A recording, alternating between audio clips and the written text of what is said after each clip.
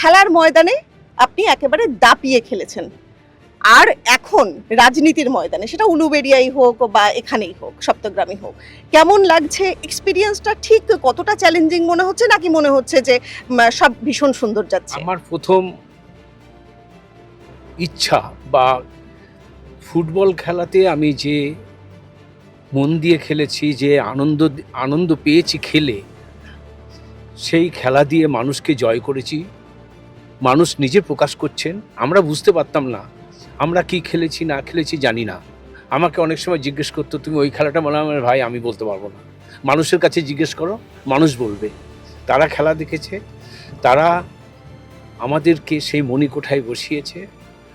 বসে আমরা সত্যি এখানে এই বাঁশবেড়িয়াতে এসে, সপ্তগ্রামে এসে, বাঁশবেড়িয়া তো পৌরসভা 22টা ওয়ার্ড নিয়ে, 7টা অঞ্চল নিয়ে হচ্ছে আমার সপ্তগ্রাম বিধানসভা। এখানে এসে প্রথম থেকেই যেভাবে আমি তাদের উচ্ছ্বাস, তাদের ভালোবাসা দেখেছি খেলোয়াড় হিসেবে, আমি সত্যিই খুব কি বলবো, নিজেকে বোঝাতে পারছি না যে সেই কবে খেলেছি এখনও মানুষ আমাকে এরকম ভালোবাসে। আমি সত্যি অবাক হয়ে যাই। তখনও ভাবি যে সত্যি প্রকৃত ভালোবাসা তো কোনো সময় লুপ্ত হয় না। তাই তাদের মধ্যে যে ভালোবাসাটা ছিল, সেই ভালোবাসাটা এখন এখানে প্রকাশ পাচ্ছে। হয়তো আপনারা দেখেছেন কয়েকজন এসে যেভাবে জড়িয়ে ধরেছে, তাদের হাতের হ্যান্ডশেক করেছে এমনভাবে মনে হচ্ছিল যেন আমার হাতটা খুলে যাবে। হ্যাঁ, কিন্তু এটা হচ্ছে তাদের উচ্ছ্বাস, তাদের সেই আগেকার ভালোবাসা। তাই এখানে আমিও চাই রাজনীতির ময়দানে নেমে মানুষের পাশে থেকে, মানুষের কাজ করে, যতটুকু আমার ক্ষমতা সেই কাজটুকু করে আমি মানুষের ভালোবাসা পেতে চাই। ফুটবল খেলে যে ভালোবাসাটা পেয়েছি সেই ভালোবাসাটাই পেতে চাই। লেফট উইঙ্গার হিসাবে আপনি একেবারে বাপাশে ভীষণভাবে দাপিয়েছেন। এবারে কি মনে করছেন লেফট কোনোভাবে নিজেদের জায়গা করতে পারবে? দেখুন, এগুলো আমি বিতর্কের মধ্যে কিছুটা আসে, কারণ আমি তো অত রাজনীতি নিয়ে বলতে পারবো না।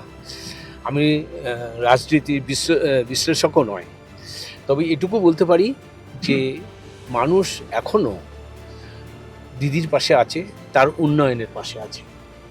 মায়ের ছোট ছেলে আপনি, মায়ের খুব আদরের সন্তান আপনি। দিদির কাছেও কি সেই ছোট ছেলের মতনই ভালোবাসা পান? একদম আমি দিদির কাছে সেই ভালোবাসা পাই, কারণ দিদি যখনই আমাকে কোনো জায়গায় পরিচয় করান, একটা কথাই বলেন, বিদেশ পেলের সঙ্গে খেলেছে। এই যে একটা উনি মনের মধ্যে রেখেছেন, এত কিছুর মধ্যে, এত কর্মকাণ্ড, এত কাজ, এত চিন্তা, সব কিছুর মধ্যেও যে দিদি এই কথাটা মনে রেখেছেন, সেজন্য আমি দিদির কাছে কৃতজ্ঞ। দিদিকে আমি ধন্যবাদ জানাই যে আমাকে এইভাবে মনে রাখার জন্য। তবে আমি এইটুকু শুনেছিলাম দিদির দাদার কাছে, আমাদের যে দিদির দাদা আমাদের কর্মকর্তা ছিল, আমাদের স্পোর্টসের কর্মকর্তা, এখন আইএফের উনি প্রেসিডেন্ট, সেই উনিও কিন্তু বলতেন যে বিদেশ আমার মা তোমার খেলা খুব ভালোবাসতেন। দিদিও মাঝে মাঝে বলেছেন যে মোহনবাগানের খেলা যখনই হতো, দিদির মা জিতলেই মিষ্টি কিনতে পাঠাতেন আর সবাইকে মিষ্টি বিলি করতেন। সেই জায়গা থেকে দিদি হয়তো আমাকে সেই রকমই মনে রেখেছেন। আসলে আমরা দিদির সঙ্গে বিভিন্ন জায়গায় যেতাম। দিদির যে প্রশাসনিক বৈঠক হতো বিভিন্ন ডিস্ট্রিক্টে, সেখানে অনেক খেলাধুলার ব্যাপার প্রাইজ দেওয়া হতো এবং সমস্ত ইভেন্টের খেলোয়াড়রা আমরা সব যেতাম।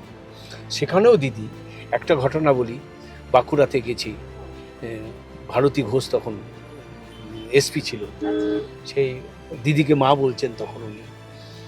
ওখানে প্রশাসনিক বৈঠক করার পর দিদি সব খেলোয়াড়দের প্রাইজ দেবেন। 5,000 খেলোয়াড়, ফুটবল খেলোয়াড়, তাদের মধ্যে বেস্ট প্লেয়ার হয়েছে, তাকে দিদি একটা মোটর সাইকেল দেবেন। মোটর সাইকেলটা নিয়ে পুলিশ আসছে, যে ছেলেটা পাবে সেও আসছে। পুলিশটা এসে দিদির হাতে চাবিটা দিল।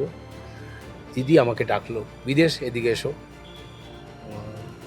তুমি এই মোটর সাইকেল পাচ্ছে, ও বেস্ট প্লেয়ার হয়েছে, তুমি ওকে চাবিটা দাও। আমি বললাম, দিদি ও তো দুরাত ঘুমোয়নি আপনার হাত থেকে চাবিটা নেবে বলে। তা আপনি আমি দেবো, আরে একদম না, কথা নয়, তুমি পেলের সঙ্গে খেলেছো, তুমি একজন ফুটবল খেলোয়াড়, আর ফুটবল খেলোয়াড়কেই দেবে, এর চেয়ে ভালো পুরস্কার আর কিছু হয় না। এই হচ্ছেন দিদি।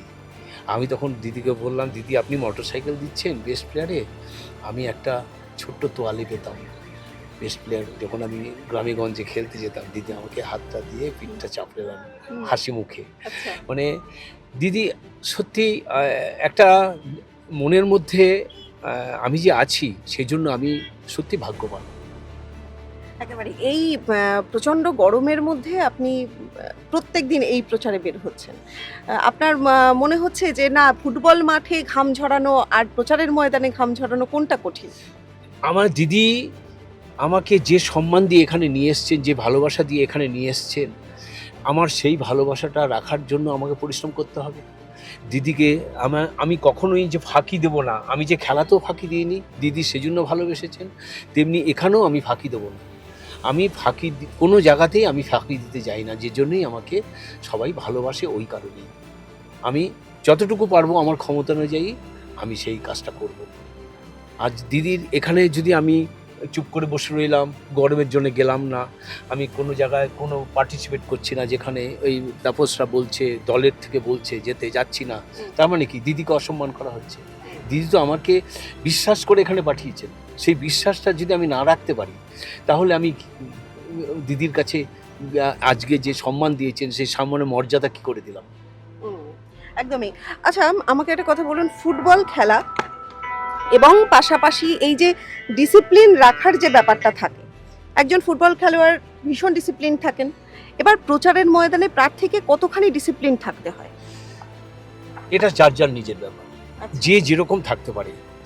আমি ছোটবেলা থেকে ডিসিপ্লিন ছিলাম, এখনও আছি, আমি নিজেকে থাকতে চাই। আমার বন্ধু বান্ধব ওরা প্রচুর, তারা সেই লাল জল খেতে বলে, আমাকে বলে কি তুমি কি করলে জীবনে, কিছুই হলো না। আমি বললাম দেখুন, দেখো তো আমার আমার জ্যাঠামশাই বাবা বলতেন, বলেননি কিন্তু বানিয়ে বানিয়ে বলতাম যে যে জীব দিয়েছে ভগবান টেস্টের জন্য, যে জিনিসের টেস্ট পাবে না সেটা খাবে না। ওনারা আকারে প্রকারে ওইটা বোঝাতে চাইছেন, যেমন ধূমপান করা এইসব বোঝাতে চাইছেন, কিন্তু ডাইরেক্ট তো বলতেন না। তা আমি সেটা তাদের কাছে যখন বলতাম যে আমি তোমরা তো খাও, তোমরা বলে কি করে বুঝলে এটা টেস্ট আছে কি নেই? আমার বন্ধুরা বলছে, না আমি লক্ষ্য করেছি প্রথম চুমুকটা যখন দাও মুখটা একটু কীরকম করে নাও, তাতেই আমি বুঝেছি যে তোমাদের ওইটা সেই রকম টেস্ট নেই, কিন্তু তোমরা খাও, তোমাদের অভ্যেস হয়ে গেছে। কিন্তু জানো না, ওরা বলছে, বন্ধুরা বলছে, জানো না এটা একটা আমেজ আসে। আলাম এই আমেজেই কিন্তু অনেকে বউকে গিয়ে মারে, এ কথাও বলে হাসছে, তারা খুব হাসছে। না সেই আমেজটা অনেক কিছুতেই।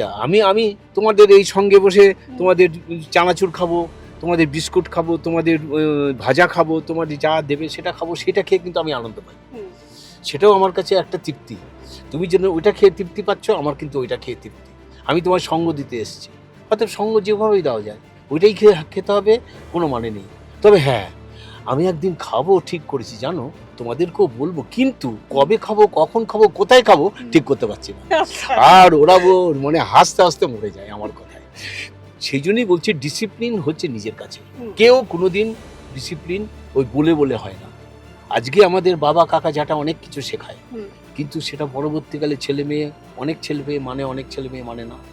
কিন্তু আমি জানি আমায় কিভাবে থাকতে হবে, এবং আমি এইটুকু মানতাম বলে আজকে আমার ছেলেরাও আমাকে সেটা অনুসরণ করেছে। একদম। আপনি আগেও আমার সঙ্গে বিদেশের যখন কথা হচ্ছিল, বৌদির কথা হচ্ছিল, দুজনেই বলছিলেন যে আপনার ছোট ছেলে রোজ রাতে আপনাকে ফোন করে। আমি একটু জানতে চাইবো, এখন জেনজি এসেছে, একদম নতুন প্রজন্ম শুরু হয়েছে, তো আপনার কি মনে হয় যে আপনাদের সময়ে আপনি যেমন বারবার আপনার কথাতে আপনার বাবার কথা, জ্যাঠামশাইয়ের কথা ওঠে, বা তাদের মানে মত আপনার কাছে বেদবাক্য, আপনার কি মনে হয় এখনকার প্রজন্ম সেটা বজায় রাখে নাকি একটু অন্য ধারায় বজায় রাখে? দেখো, ওটাও বললাম যে এক একটা ফ্যামিলির উপরে। আচ্ছা। কারণ আমি বিশ্বাস করি যে বাড়ি থেকে 3টে জিনিস শুরু হয়, বিশ্বাস, ভালোবাসা, বন্ডিং, বাড়ি থেকে শুরু হয়। আমি যখন চিফ গেস্টে যেতাম, খেলা ছাড়ার পর চিফ গেস্টে যেতাম, সেখানে আসতে রাত 11:30 12টা হতো। ছেলেরা তখন পড়াশোনা করে, মা বলছে এই খেয়ে নে, না বাবা নাইলে খাবো না। হুম। ওইটাই হচ্ছে বন্ডিং। বন্ডিং না থাকলে সংসারে শান্তি থাকে না, ভালোবাসা না থাকলে, বিশ্বাস না থাকলে, সেটা এখন যে যার বাড়িতে যেমন তৈরি করতে পারে। এখন একটা করে বাচ্চা, দুটো করে বাচ্চা, কিন্তু সেটাকে মা বাবাকে যদি সেইটা না শেখায় তাহলেই মুশকিল।